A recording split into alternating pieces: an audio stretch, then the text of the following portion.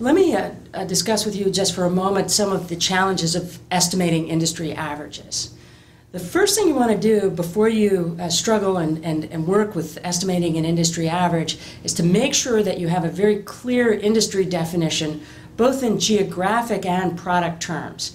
You want to make sure you know whether or not you're looking at a local business or a global business, for example, and where you're going to actually draw those product boundaries for a particular project. Are you going to look, for example, at all of North American banking, or are you going to look just in the retail banking sector? That would be a product boundary issue. Okay, so make sure you have a clear industry average.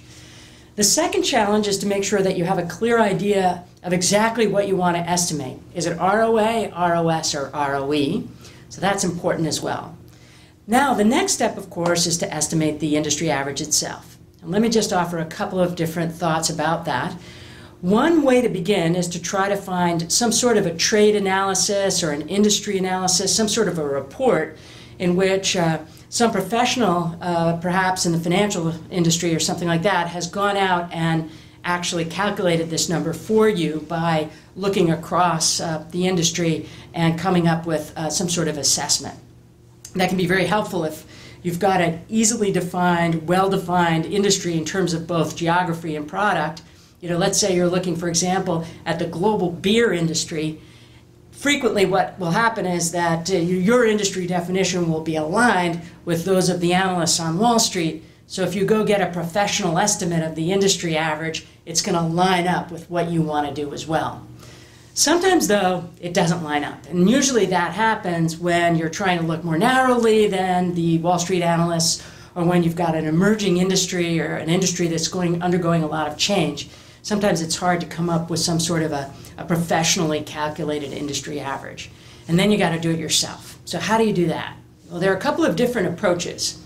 The easiest way to begin is to think about whether you can find a few representative competitors from across the industry as you've defined it, that for which you can get the information you need, let's say ROA, and then simply come up with an average. In other words, come up with a weighted average in which you add up all their returns, all the R part of the ROA equation, and then all the A, all the assets in the ROA equation across the competitors, and divide the R by the A to come up with the ROA. That's a weighted average ROA, and that's sort of the most straightforward way to calculate the industry average.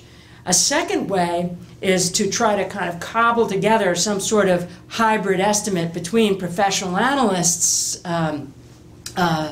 approaches and some sort of adjustment that reflects your own judgment. So for example, let's say I were doing a report or a project on North American retail banking. I might go get the number from the Wall Street analysts and then restrict that number, adjust it up or down a little bit to reflect what's happened in the last few months so that it's current.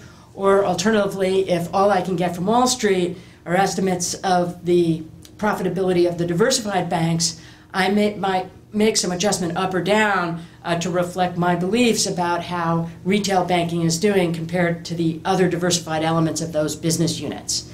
The bottom line here is that any reasonable estimate of an industry average will be accepted.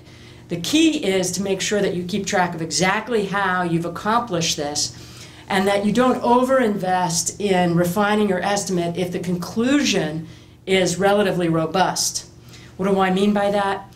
Ultimately, you're going to be asked to compare this industry average with the global average. The global average right now is about a 4% ROA. If you're wrestling with whether or not the profitability of your industry is 22 or 25%, that doesn't matter too much. The conclusion is going to be robust. It's an attractive industry. The same is true if you have a very low industry profitability. If it's minus 10 or minus 15, it doesn't much matter. That's an unattractive industry. The key here is to make sure that you only devote effort in refining your estimate if it's important to your ultimate conclusion. Good luck.